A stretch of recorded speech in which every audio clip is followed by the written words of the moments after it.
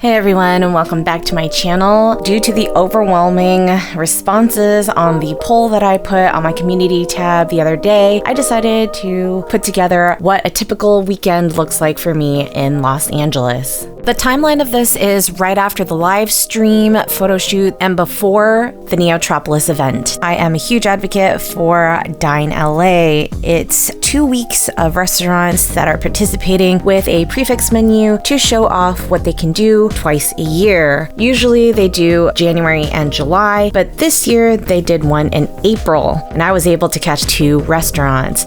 The first up is About Last Knife, and this was part of a hotel called the Godfrey, and food was fantastic. We ordered pretty much one of every cocktail. On the way back, I realized that it was right by a Netflix campus. Check out these projections. I wonder what their electricity bill is every year. Next up, we have Gusto Green, and this is a brand new place, opened January of 2022, and the inside was gorgeous. The people were dressed so nicely. The servers did everything before I even opened my mouth. I never had to ask for water. I would definitely come back here again. The fish was super fresh. The pasta was amazing. I even want to say it was better than the steak, which is crazy to me. And it is plant forward, so vegan friendly. Next, I stopped by for a couple hours to a meadery in Carson before heading to a show where I did a flight to try all of the meads that they offer. For those of you who are unfamiliar, meads are a honey wine infused with other fruit flavors like blueberry, watermelon, apricot, cantaloupe, and so on. And I ended the night at 10 downtown LA, where there were drag queens and great mashup music to dance all night to. I like to start out the morning with a fresh batch of juice. Special thanks to MP for gifting this to me. I've wanted one for so long, and this works as a great meal replacement. My favorite green juice to make consists of Granny Smith apples, celery, cucumber, kale, spinach, and a little bit of ginger or lemon. I also really love orange, carrot, and ginger combined. Pineapple is great too, but you gotta watch out for that sugar.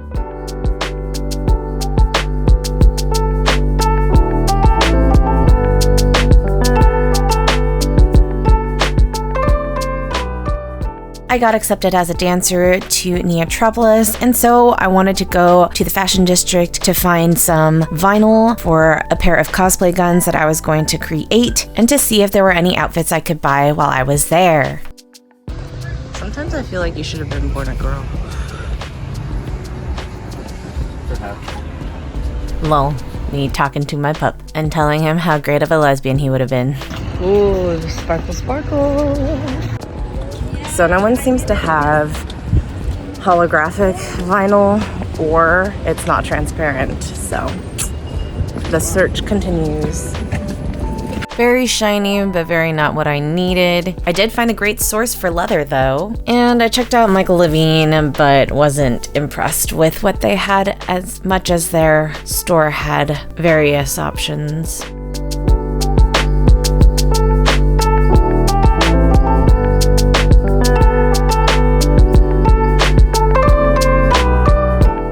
It was time for a coffee break because it was way too early for my pup to be alive and kicking.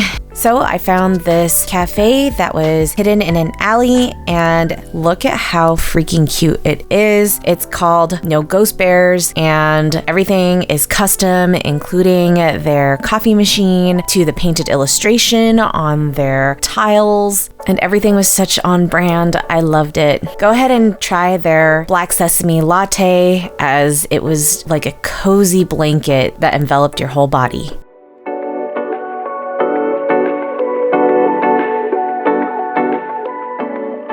After coffee, I headed over to Santee Alley. This is a marketplace that has everything for really affordable prices.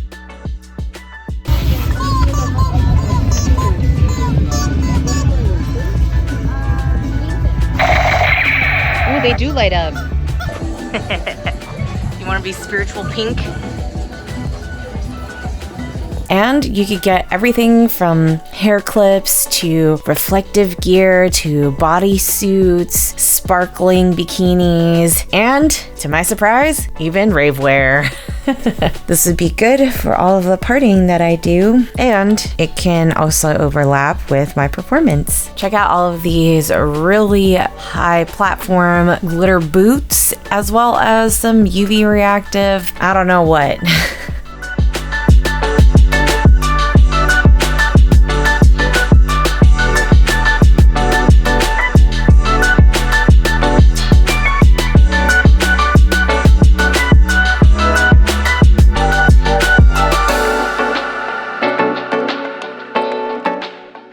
I do have to say they put A for effort for designing and creating a space that is appropriate for what they sell.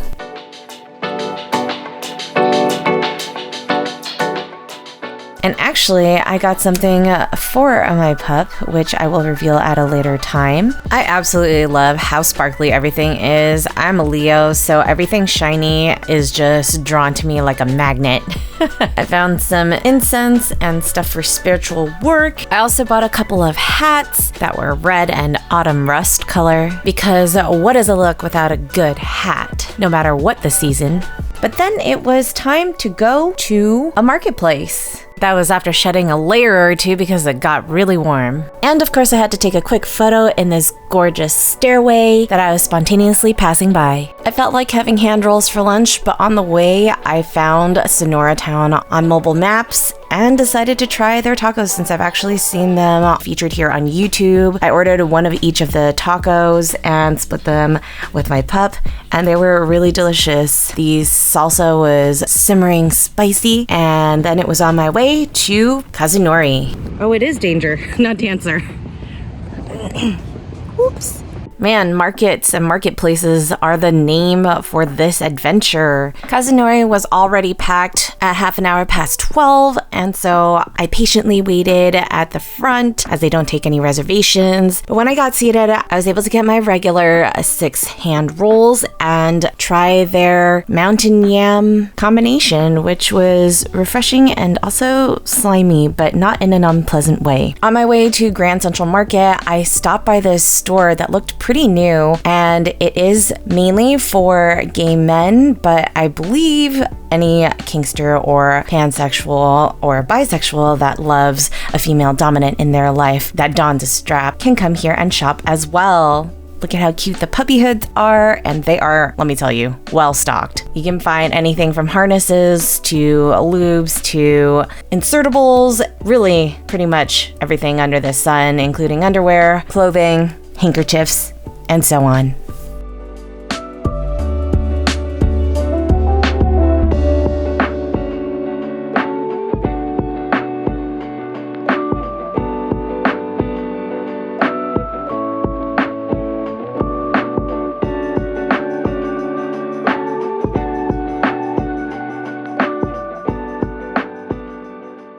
They had a leather swing, all sizes of these double-ended things, rose plugs, a mini fridge with energy drinks, cool jewelry, and collars.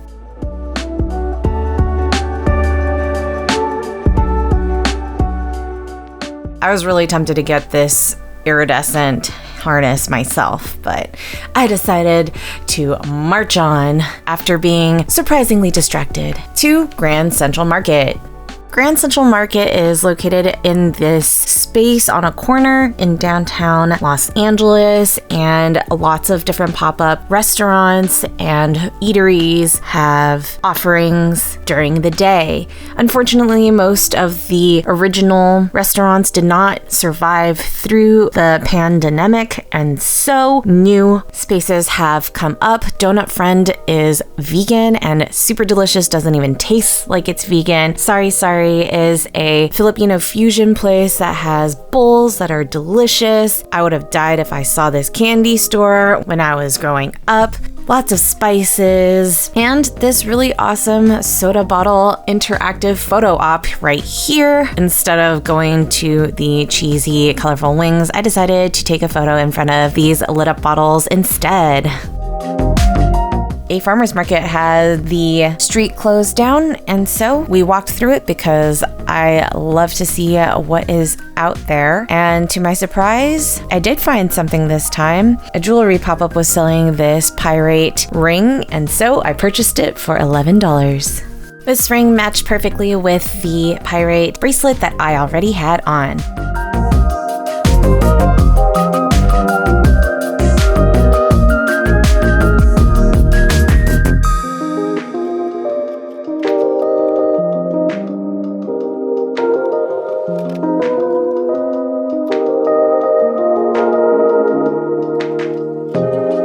Next up was going to Melrose to check out Jet Rag that has things for $1 at the front of the thrift store on Sundays. I wanted to see if there were any coats or anything that I could purchase for Neotropolis.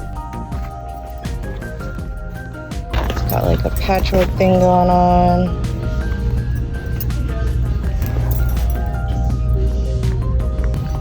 And it has a...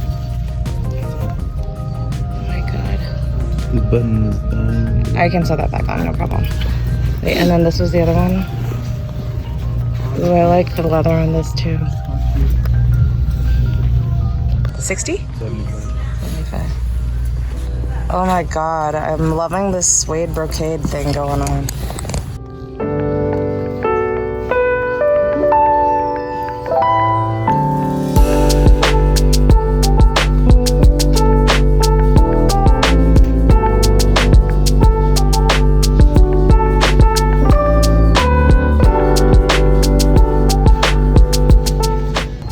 Love. I would never wear it. I didn't really find anything in there that I loved. There were beautiful patterns and people dressed amazingly, but I just wasn't feeling anything that called to me personally. I always have a set of silk fans in the bag, and I found this beautiful gate that inspired me to flow in front of it as it complemented the color of my pants. Check out my other channel, linked at the end of this video for the full flow. I was gonna go visit a couple of friends that evening to hang out and eat together. I never attend to anything empty-handed, and so I bought a cake that was mango and coconut from a local patisserie and headed on over. Check out this amazing spread that S put together for us. He's always super knowledgeable of pairings and what goes well with what taste-wise. We sampled everything from France to Italy to Spain and ended the evening with some whiskey and a night of fun dancing again.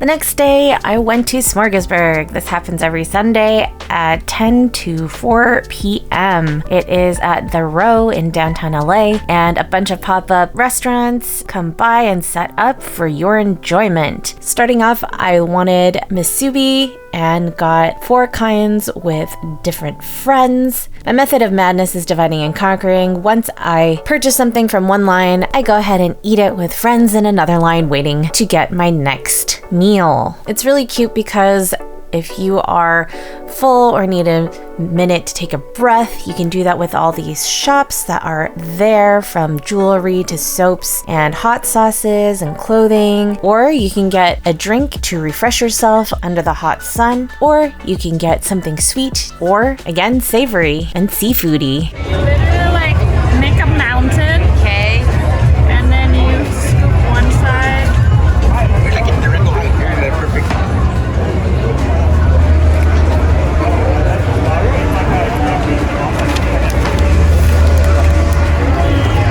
Man, you're like doing origami on this thing. My sister's the one to like figure everything out, and then I'll just, train. We're the real rapper over here. Yeah!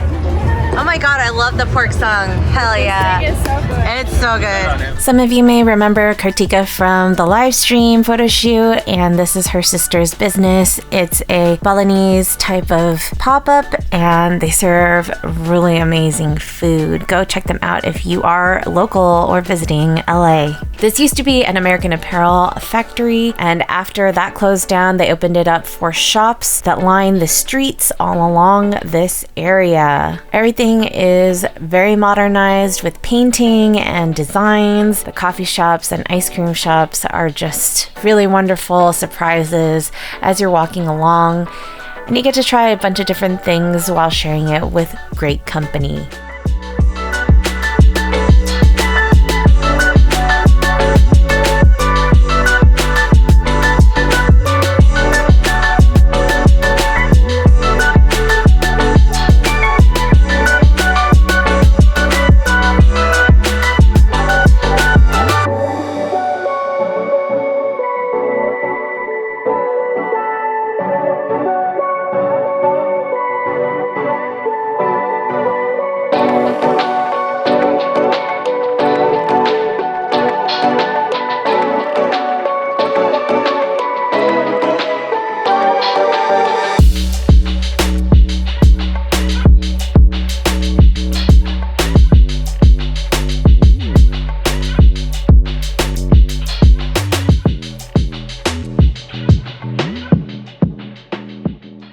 The sun was at about 4 p.m. when we decided to change location from this wonderland of stores. Next up was a new Peruvian restaurant called Cabra, which is at the rooftop of the Hoxton.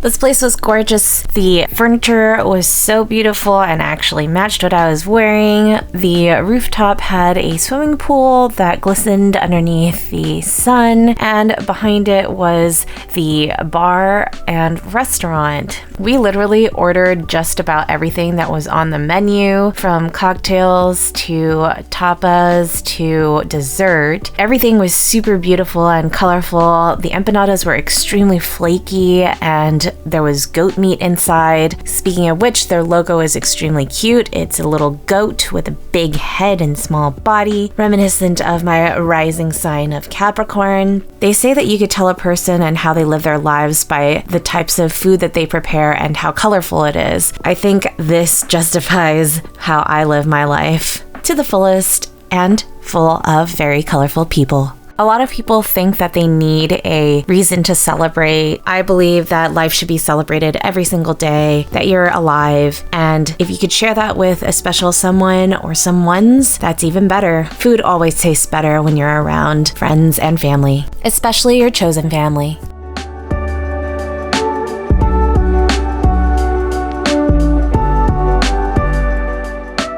As the sun was setting, the lights of the city started to sparkle all around us, and we could watch traffic from below as the white and red lights twinkled in the twilight.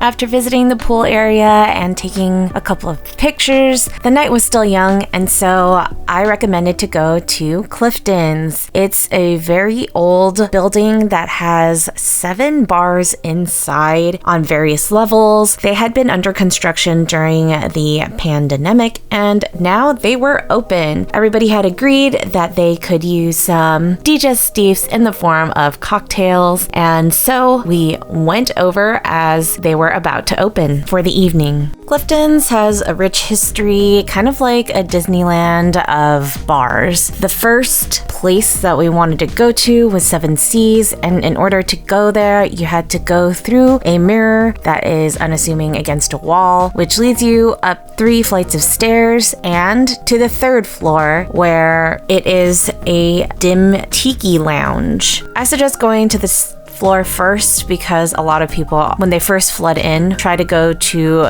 the bars and the main level and the 2nd floor. But for those of us who like our tiki drinks strong and ready to go without a long line, that is where we go first.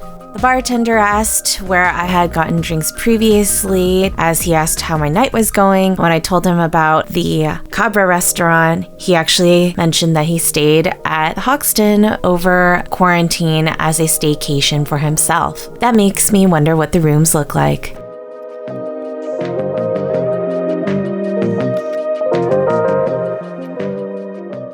After a couple rounds of tiki drinks, we went down and looked at the Gothic area, which is like a chapel that has real wooden furniture and pieces from an actual cathedral that they imported into this space.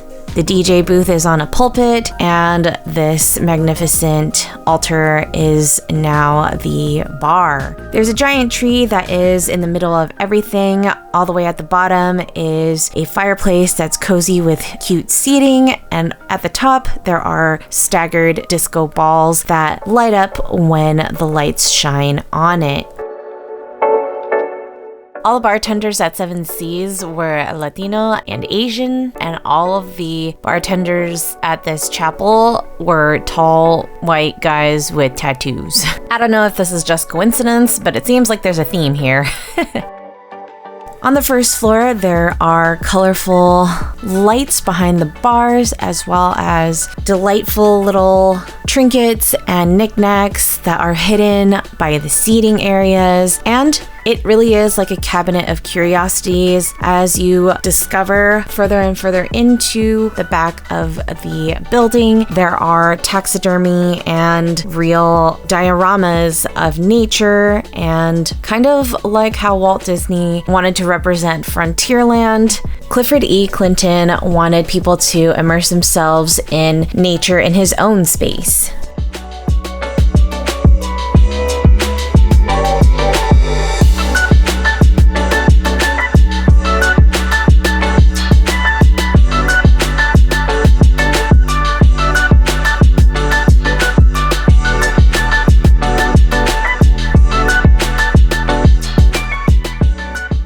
There's waterfalls, hidden doors that lead you to other paintings, and it's a really great place to explore, especially with a drink in hand.